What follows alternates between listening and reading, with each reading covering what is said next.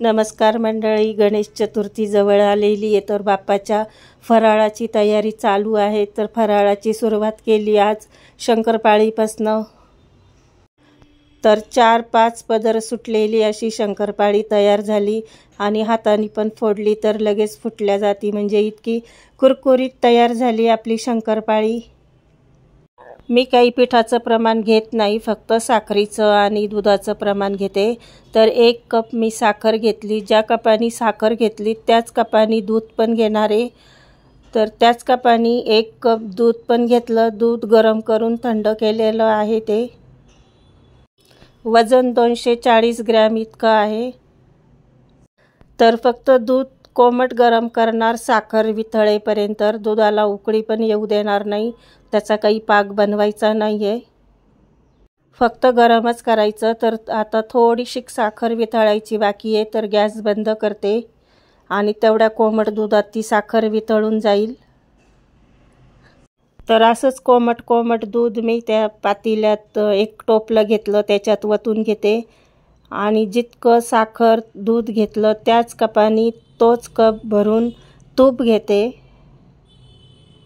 240 gram इतकं तूप घेतलं, सारखंच माप घेतलं तिन्हीचं पण। आता हे अर्धा किलो मैद्याचं पाकिट आहे, तर त्याच्यामध्ये जितकं पीठ बसेल तितकं पीठ टाकत राहील आणि जसं चपातीला आपण उंडा बनवतो त्याच पद्धतीने उंडा बनवणार। तर 1 किलो मैद्याला 250 ग्रॅम साखर, 250 ग्रॅम दूध, 250 ग्रॅम तूप इतकं लागतं, पण माझ्याकडं काटा नाही आहे ते मोजण्यासाठी, तर मी असं कपाचं माप घेतलेलं आहे। 1 कप साखर, 1 कप दूध, 1 कप तूप, असं 3 कप मिक्स करून घेतलं। आता त्याच्यात जितकं पीठ बसेल तितकं 2 अर्धा किलोचे मैद्याचे पाकिटं घेतले, तर मी 1 पुडा टाकून झाला। आता दुसरा पण मैद्याचा पुडा घेतला। उंडा बनेपर्यंत जितकं पीठ त्यात बसेल तितकं पीठ मी टाकत राहील। ही खूप सोपी पद्धत आहे शंकरपाळी बनवण्याची। पीठ मळताना पण असं चिकना लोण्यासारखा गोळा दिसतो ना, आणि असं एक उंडा एक जीव होत नाही, ते पीठ असे मोकळे होतात उंडे, तर आपण समजायचं की आपली शंकरपाळी खूप चांगली होणार आहे।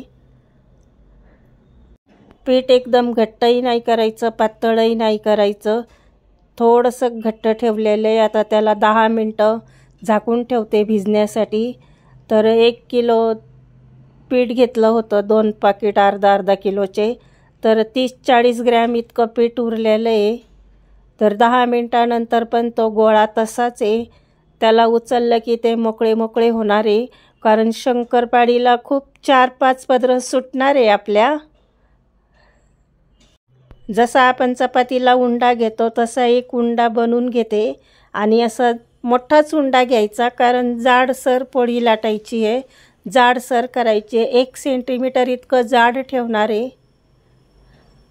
उंडा करून त्याच्या अशा कडा दाबून घेणार आहे, म्हणजे उंडा असा साफ येण्यासाठी।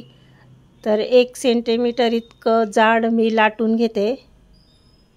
व्हिडिओला लाईक करा, सबस्क्राईब करा, बेल आयकॉनला प्रेस करा।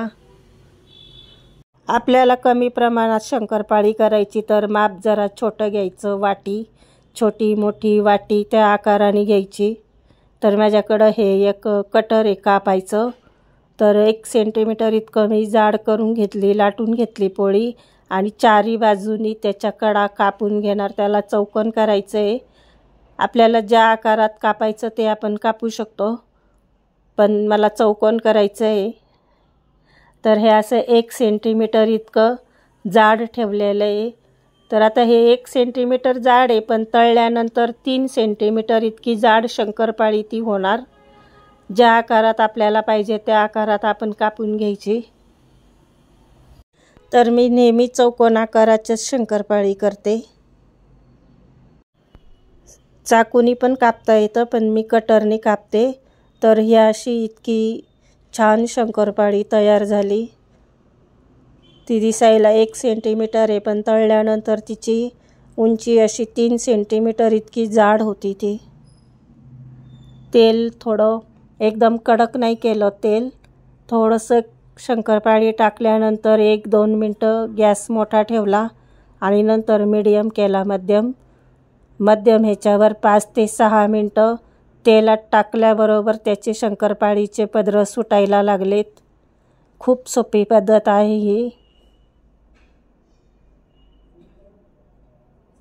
तर असं मध्यम गॅसवरती एक 5 ते 6 मिनटं तळून घेतलं. आतपर्यंत शंकरपाळी तळल्या गेली पाहिजे. तर मी जास्त लालसर करत नाही. लालसर पण करतात, पण मी थोड्या फिक्काच कलर ठेवते. थोड्या गव्हाळ्याच काढते मी. तर ही शंकरपाळी बघा कशी झाली, एकदम 4-5 पदरं सुटलेली. आणि हाताने पण फोडली तर लगेच त्याचा पटकन चुरा पण होतो. खूप सोपी पद्धत आहे. नक्की ट्राय करून बघा ही पद्धत. वाटीनी माप घ्या. साखर, दूध, तूप.